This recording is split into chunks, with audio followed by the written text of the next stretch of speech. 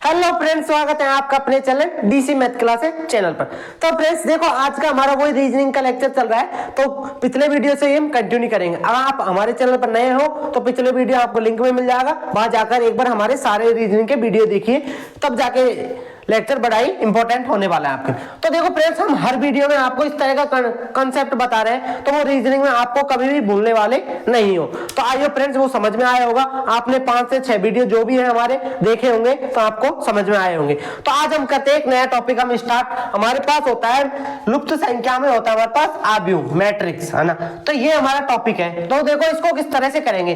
तो मैंने एक क्वेश्चन आपको पिछले वीडियो में बताया था, और अब देखो हमारा जो मैंने रह गया था वो क्वेश्चन इसी वीडियो में ले लिया ना, उसी को भी। आई होप आपने किसी ने भी कमेंट करके नहीं बताया मुझे आंसर, तो मैं इसमें करता हूं। देखो इसको तो देखो करते हैं हम स्टार्ट। तो देखो इसमें हमें सोचना क्या है फ्रेंड्स, इस तरह के क्वेश्चन में आपको सोचना है कि हमारा हो क्या रहा है। यार देखो, अब मैंने बताया कि आपको हमें छोटी संख्या और लास्ट में बड़ी संख्या आ रही है, छोटी संख्या लास्ट में बड़ी संख्या आ रही है, छोटी संख्या लास्ट में बड़ी संख्या आ रही है।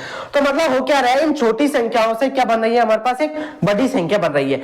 तो इनके लिए मैंने आपको बताया, हर वीडियो में बताता हूं, या तो हम क्या करेंगे उनका योग करेंगे, या फिर हर संख्या का क्या करेंगे मैं वर्ग करके जोड़ूंगा, या फिर इन तीनों संख्याओं को जोड़ के वर्ग करूंगा। तो देखो कौन सा कंसेप्ट मिल रहा है हमें। तो देखो 4 1 5 5 और 2 7, और 7 का स्क्वायर कितना हो गया, 49 हो गया ना। मैंने क्या किया, 1 + 4 + 2 कितना हो गया 7, 7 का स्क्वायर किया कितना आ गया 49।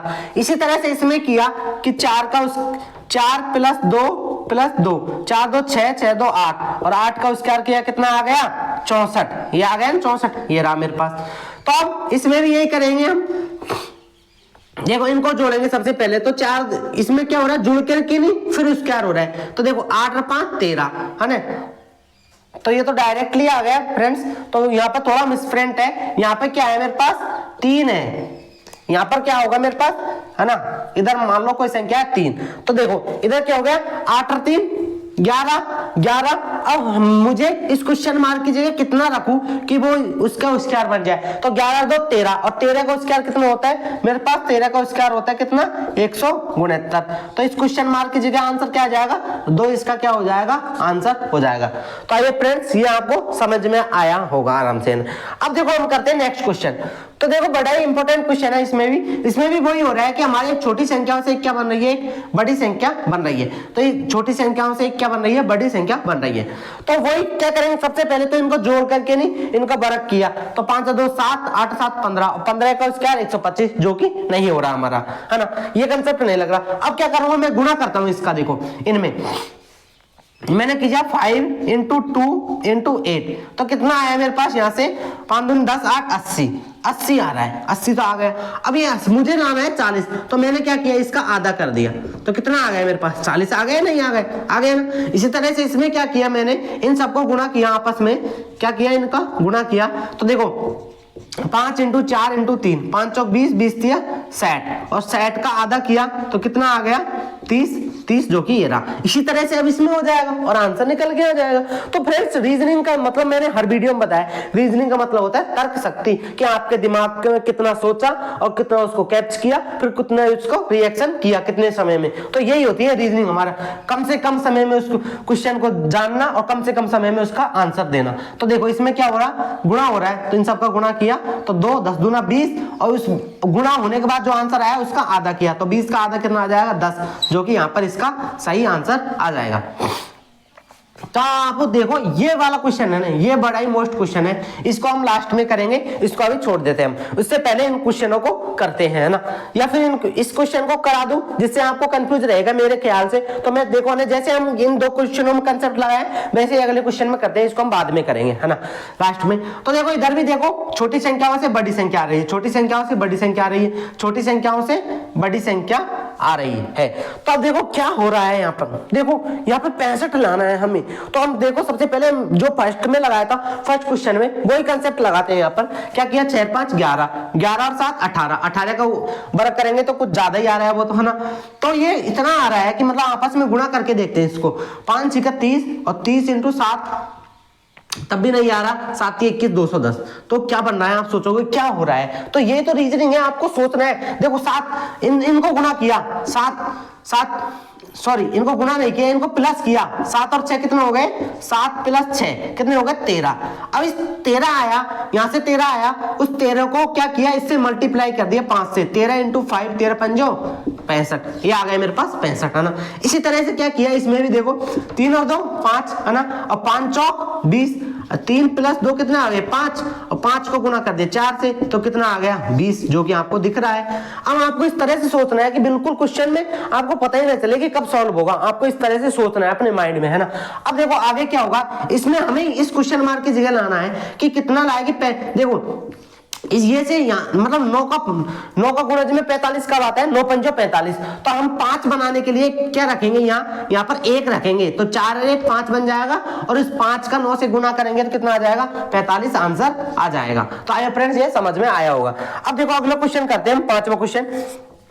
तो देखो फ्रेंड्स, ये बहुत ही मोस्ट सवाल है हर एग्जाम के लिए, कोई सी हो, एसएससी जीडी रेलवे जो भी एग्जाम हो उसके लिए है, मोस्ट क्वेश्चन है। ये सारे क्वेश्चन बता रहा हूं जो भी है ना। अब इसमें देखो, इसमें वो क्या करें, इसमें थोड़ा सा आपको लॉजिकल सोचना है कि आपको क्या सोचा है कि मैं कितना लिया हूं? 345। अब 345 कब आएगा कि मैं इन सबको जोड़कर इनका वर्ग करूंगा। देखो 9 3 12 5 17, तो 17 का वर्ग करेंगे तब भी नहीं आ रहा। 16 का वर्ग 256 होता है, उसके आगे 17 का हो जाएगा, तो करीब नहीं आएगा तब भी, है ना। तो मैं क्या करता हूं, सिंपल ही सोचता हूं। देखो इस तरह से सोचा मैंने, 9 इंटू 5, तो 9 पंजो 45, तो देखो ये बन रहा 45 आ गया, हमें पता चल गया 45 आ गया। अब ये 3 कहां से आ गया? तो हमने देखा ये 3 यहाँ पर है, तो इसको एजिटेड रख दिया 3, चलो ये हो गया, इसमें मान लिया। अब देखो हम इसमें भी करके देखते हैं कि इसमें बैठता है नहीं बैठा ये फॉर्मूला। तो देखो 10 छिकी सेट ये रहा, और ये रहा 4, अरे बैठ गए तो, अरे बैठ गए इसमें, अरे बैठ गए तो इसमें क्या करेंगे? इसका आंसर निकाल देंगे इस क्वेश्चन में करके। तो देखो 11 7 77, तो इधर तो लिखेंगे क्या? 77, और बचा कुछ क्या? 5, तो 577 क्या हो जाएगा? इसका आंसर हो जाएगा। बस इतना करना और कुछ नहीं करना, इसमें बिल्कुल सिंपल है ना। अब देखो आगे करते हैं इसको, आगे 6वां क्वेश्चन है, इसको भी करते हैं। ये भी एक बहुत ही अच्छा क्वेश्चन है ना, मेरे ख्याल से आपको सोचना है बस। रीजनिंग सॉल्व करते समय आपके माइंड में मैथमेटिक्स संक्रिया पूरी याद होनी चाहिए, इधर उधर से जो भी कुछ है सारे वर्ग उस्कार जो भी है, गुणा भाग सारे, है ना। तो देखो इसमें हो क्या रहा है, इसमें देखो 9 क्या है? मतलब 3 का स्क्वायर 9 है। ये 2 क्या है? 2 का स्क्वायर 4 है, और 1 को क्या लिख सकते हैं? 1 का स्क्वायर लिख सकते हैं।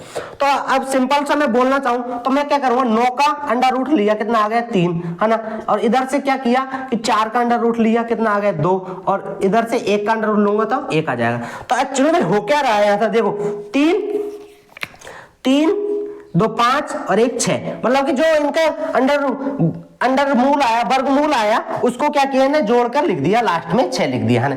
तो इसी तरह से इसमें देखो ये 36 किसका होता है? 6 का, तो 6 तो यहाँ से, ये 16 किसका होता है? 4 का, है ना। और 9 किसका होता है? 3 का। तो इनको गिनो, 6 4 10, 10 और 3 13, तो 13 यहाँ पर आ रहा है आंसर इसका। तो इसी तरह से इसमें करेंगे। 25 किसका होता है? 5 का स्क्वायर, है ना। और 9 किसका स्क्वायर होता है? 3 का, और 4 किसका स्क्वायर होता है? 2 का। तो 5 और 3 8, 8 और 2 10, तो इसका आंसर क्या हो जाएगा फ्रेंड्स? 10 आंसर हो जाएगा इसका, जो कि हमारा करेक्ट आंसर हो जाएगा। तो इसी तरह से देखो हमारे पास 2 क्वेश्चन और बचे, इनको भी कर लेते हैं फटाक से। तो इधर देखो, इधर हो क्या रहा, अब देखो हमें लाना 51। तो आपको देखते ही क्वेश्चन में आ जाना चाहिए कि क्या होगा, 51 किस तरह से आएंगे। इसमें हमें पता है गुना करके ही आएंगे, जोड़ने पर तो नहीं आएंगे 51। अगर इनका योग करके फिर वर्क करेंगे तब भी नहीं आ रहे। तो हमने डायरेक्ट किया 8 छिकी 48 प्लस 3 कर दिया, कितना आ गया? 51 आ गया, ये आ गया। इसी तरह से इसमें किया 15 चौको 60 और 60 प्लस 5 कर दिए, ये 5 जोड़ दिए, तो कितना आ गए? 65 आ गए। मतलब कि ऊपर वाली संख्याओं को गुना करना है। तो देखो 20 पंजो 100, 100 और 20 120 क्या आ जाएगा? इसका आंसर आ जाएगा यहाँ पर, जो कि करेक्ट आंसर हो जाएगा। तो आइए फ्रेंड्स, ये समझ में आया होगा आपको, है ना। इसी तरह से हम 8वां क्वेश्चन करेंगे। तो 8वें क्वेश्चन में क्या होगा, इधर भी देखो ये बड़ा ही इंपॉर्टेंट क्वेश्चन है। तो देखो अब मुझे छोटी संख्याओं से बड़ी संख्या बनानी है। इन सब में एक ही कॉन्सेप्ट लग रहा है कि छोटी संख्याओं से बड़ी संख्या बनानी है। थोड़ा इसमें अलग कॉन्सेप्ट लगा था, और जो भी हमारे मैथमेटिक्स संक्रिया से हो गया था। अब देखो छोटी संख्या से बड़ी संख्या बनानी है, तो हमने देखा इनका सबसे पहले जोड़ा, तो 3 और 2 5 और 1 6 नहीं बटा, तो 6 का स्क्वायर किया 36। चलो इधर तो आ गया, 6 का स्क्वायर करने पर 36 आ गया। अब हम इधर भी करेंगे कि इधर आ रहा है नहीं आ रहा, 4 3 7, 7 का स्क्वायर करेंगे तो 49 आना चाहिए, जो कि 91 नहीं बैठ रहा, है ना। तो हमने करा क्या, कुछ चेंज किया इसमें। अब चेंज क्या करेंगे हम, देखो अब मैंने किया 2 का स्क्वायर किया, 2 का स्क्वायर 4 है ना, 4 प्लस 1 का स्क्वायर 1 और 3 का स्क्वायर 9, तो भी नहीं आ रहा, 9 4 13, 13 और 1 14, तो मुझे लाना है 36, तो नहीं बैठ रहा। अब मुझे और ज्यादा करना है तो क्या करूंगा, मैं इनका क्यूब करूंगा। तो मैंने देखो क्यूब किया, तो 2 का क्यूब कितना हो गया, 8 हो गया, एंड इधर 1 का क्यूब कितना हो गया, 1 हो गया, एंड 3 का क्यूब कितना हो गया, 27 हो गया। तो देखो 27 से 28 और 8 36 आ गया, 36 आ गया, तो वही इसमें लगाएंगे हम। अब लास्ट वाले में और देख लेते हैं एक बार अप्लाई करके। तो 4 का क्यूब कितना होता है, 4 चौक 16, 16 चौको 64 है ना, और 3 का क्यूब कितना होता है 27, तो ये कितना हो रहा है मेरे पास 91 आ रहा है, जो कि ये आ रहा है, मतलब कि ये बैठ रहा है हमारा फॉर्मूला। तो हम क्या करेंगे, इसको करके हम आंसर निकाल देंगे। तो देखो 4 का क्यूब कितना हो जाएगा मेरे पास, 4 चौक 16 चौको 64 प्लस, और 2 का क्यूब कितना हो जाएगा 8 प्लस 1 का क्यूब 1, तो देखो 64 और 8 72 और 1 73, तो इसका आंसर क्या हो जाएगा मेरे पास फ्रेंड, 73 आंसर हो जाएगा। तो आइए फ्रेंड्स, ये समझ में आया होगा अच्छी तरह से, सारे क्वेश्चन आपको सॉल्व हो गए। लेकिन देखो भूल रहे हम, एक क्वेश्चन हमारा रह रहा। अब इस क्वेश्चन में देखो अलग ही लॉजिकल है, या तो आप इसका आंसर कमेंट करके बताएं, या नहीं तो मैं अगले वीडियो में जरूर बताऊंगा। अगर आप अगले वीडियो में जरूर देखना नहीं चाहते तो देखो इस वीडियो में देख लीजिए। आप सबसे पहले देते हैं मैं आपको 1 मिनट, और आप इसका आंसर कमेंट करके जरूर बताएं, तो आपको इनाम के तौर पर कुछ ना कुछ जरूर मिलेगा, आप इसका आंसर कमेंट करके बताएंगे। तो देखो मैं बताता हूं, है ना। तो इस ऐसे क्वेश्चन में आपको करना क्या है, दोनों तरीके से सोचना है। अब ये नहीं कि हम इधर से ही सोचेंगे, ये तो हो गया हमारा, क्या हो गया, स्तंभ हो गए, हम इधर भी सोचेंगे पंक्ति वाइज भी। अब देखो इसमें हुआ क्या है, इनका डिफरेंस लिया इन दोनों का कि 48 और इनका डिफरेंस कितना होता है मेरे पास 20, है ना। इधर मैं लिखता हूँ रेड पेन से, तो इसका डिफरेंस हो गया 20। अब मुझे 60 बनाना है, इस 20 को 3 से मल्टीप्लाई किया तो कितना आ गया, 60 आ गया। ऐसे ही इसमें किया, 5 और 2 का डिफरेंस कितना, सॉरी 5 और 7 का डिफरेंस कितना है, 2 का, उस 2 को किससे मल्टीप्लाई करेंगे, 3 से किया, तो यहाँ भी 3 से मल्टीप्लाई किया, तो यहाँ भी 3 से किया तो 6 आ गया। इसी तरह से इनका डिफरेंस लिया तो कितना आया मेरे पास, 13 आया, उस 13 को 3 से मल्टीप्लाई किया तो कितना आ गया, 39 आ गया। इसी तरह से इन दोनों का डिफरेंस लेना है तो कितना आया मेरे पास, 9। अब 9 को 3 से गुणा करना है तो 9 तिया 27, और इसका आंसर कितना हो जाएगा, 27 हो जाएगा ट्रिक से। ओके फ्रेंड्स, आया समझ में, मजा आया होगा मेरे ख्याल से, अगर आपने पूरा वीडियो जरूर देखा होगा तो देखो आज के लिए इतना ही क्वेश्चन है हमारे पास। अब नेक्स्ट क्वेश्चन में हम और क्वेश्चन लेंगे। देखो मैट्रिक बहुत ही इंपॉर्टेंट टॉपिक है, हर एग्जाम में आपको अलग अलग तरह से क्वेश्चन मिलेंगे। हम एक छोटे छोटे वीडियो में हम एक एक कॉन्सेप्ट क्लियर कर रहे हैं रीजनिंग का। तो मजा आया तो वीडियो को लाइक करें, चैनल को सब्सक्राइब करें और अपने दोस्तों को जरूर शेयर करें। आज के लिए इतना ही, काफी, मिलते हैं अगले वीडियो में, तब तक देखते रहिए DC मैथ क्लासेस चैनल पर रीजनिंग।